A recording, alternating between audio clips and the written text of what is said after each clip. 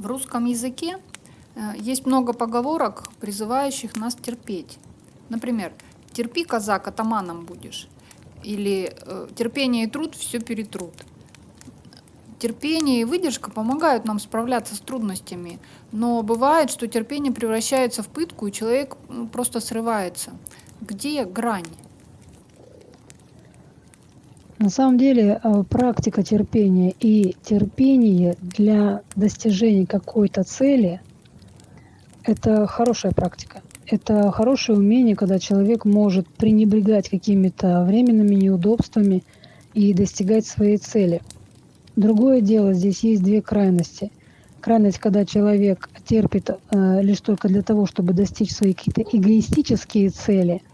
И второе, когда он становится терпилой, когда об него начинают все ноги вытирать, когда он при этом разрушается, когда он становится мальчиком или девочкой для битья. Вот это уже состояние терпилы. И он терпит, потому что боится изменить ситуацию. А так терпение, оно необходимо для развития каких-то качеств силы. Мы не будем говорить о каких-то, а именно о тех качествах, которые мы называем силой. То есть если человек доходит до какой-то грани, он ее просто чувствует. Набор силы и разрушение – вот это та самая грань, до которой нужно терпеть. И человек, который двигается по пути развития своего внутреннего потенциала, он всегда эту грань обнаружит. Иногда Вселенная подает человеку определенные ситуации, которые вынуждают его научиться терпению. И именно терпению как возвышение, а не как саморазрушение. Здесь хорошим примером из современных медиа может быть фильм «Доктор Стрэндж», первая часть. Там было ясно показано, что обратной дороги нет. Либо учение, либо он становится бездомным бродягой в неизвестной стране. Здесь точно так же. Человеку дается выбор. Либо он делает 2 шага назад, либо шаг вперед. Есть расхожая идея. Если не можешь изменить ситуацию, измени свое отношение к ней. На первый взгляд полезная рекомендация, но так ли просто это сделать? Не загоняем ли мы себя в угол, следуя этому совету?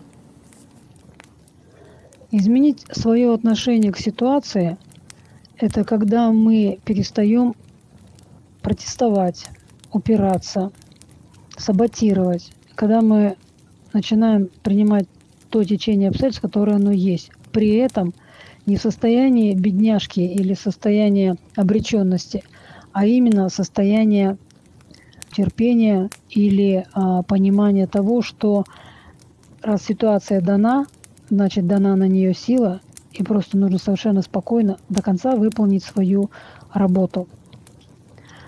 И здесь опять-таки есть грани, которые чувствуются. Иногда, чтобы не загнать себя в угол, нужно быстрее принять ситуацию в том виде, в котором она подается. То есть изменить отношение к ней. Еще одна поговорка: трудности делают нас сильнее. Формирование зрелого человека, духовное развитие происходит только через преодоление трудностей.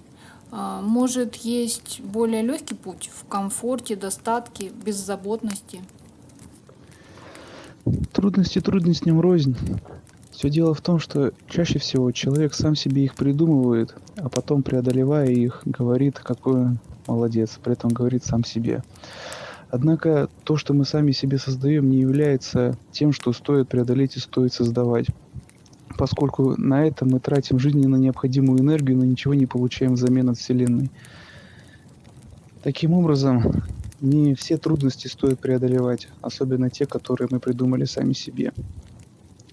Более того, бывает легкий путь, который может быть и в комфорте, и в достатке, и в безопасности, но не в беззаботности, потому что в любом случае нужно быть в себе, нужно быть осознанным.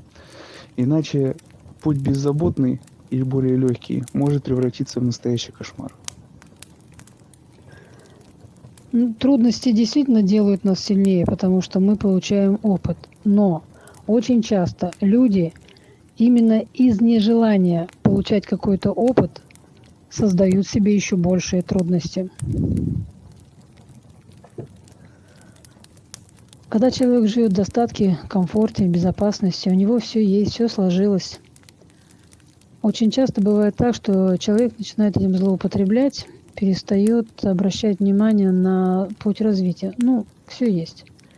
Однако есть сотни примеров, когда именно в достатке живущие люди начинают очень быстро духовно подниматься и создавать целые концепции. Например, Будда Сакьямуни, который рос в обеспечении, в злате, в серебре, но именно он создал буддизм. И вот это и есть подвиг.